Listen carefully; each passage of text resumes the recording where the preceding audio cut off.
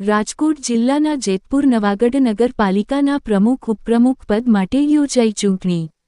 2.5 વર્ષ માટે પ્રમુખ ઉપપ્રમુખ પદ માટે યોજાઈ ચૂંટણી। જેતપુર નવાગઢ નગરપાલિકાના ખાતે ડેપ્યુટી કલેક્ટરની અધ્યક્ષતામાં યોજાઈ ચૂંટણી। પ્રમુખ તરીકે ભાજપમાંથી ચૂંટાયેલ મેનાબેન રાજુભાઈ ઉસદડિયાની વરણી। ઉપપ્રમુખ તરીકે ભાજપમાંથી ચૂંટાયેલ સ્વાતિબેન સંજયભાઈ જોટંગિયાની વરણી। કારોબારી ચેરમેન તરીકે ભાજપમાંથી વિજયભાઈ ગુજરાતીની વરણી। પ્રમુખ ઉપપ્રમુખે જેતપુર નવાગઢના વિકાસના કામોને વધુ વેગવંતા બનાવવાની આપી ખાતરી।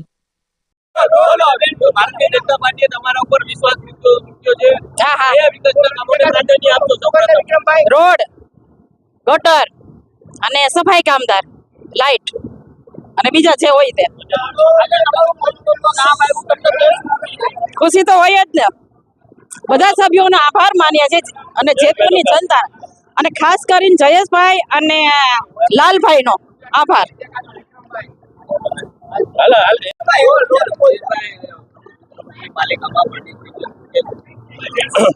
જેતપુર નવાગઢ નગરપાલિકામાં ભારતીય જનતા પાર્ટીને સ્પષ્ટ બહુમતી મળી। આજે પ્રમુખ અને ઉપપ્રમુખની ચૂંટણી માટે ભારતીય જનતા પાર્ટીએ જે પ્રમાણે મેન્ડેટ આપ્યા, પ્રમુખ તરીકે મેનાબેન ઉસદડિયા અને ઉપપ્રમુખ તરીકે સ્વાતિબેન જોટંગિયા અને કારોબારી ચેરમેન તરીકે વિજયભાઈ ગુજરાતી, આ 3 નામના મેન્ડેટ આવ્યા હતા। પ્રમુખ ઉપપ્રમુખ માટે ચૂંટણી થઈ। કોંગ્રેસ પક્ષના માત્ર એક ઉમેદવાર વિજય થયા હતા અને એને ફોર્મ ભર્યું। ભારતીય જનતા પાર્ટીના 32 અમારા સભ્યો અને 9 અપક્ષ સભ્યો આજે પ્રમુખ ઉપપ્રમુખ માટે અમને સહકાર આપ્યો અને 44માંથી 41 મત ભારતીય જનતા પાર્ટીના અમારા પ્રમુખ અને ઉપપ્રમુખના ઉમેદવારને મળ્યા છે।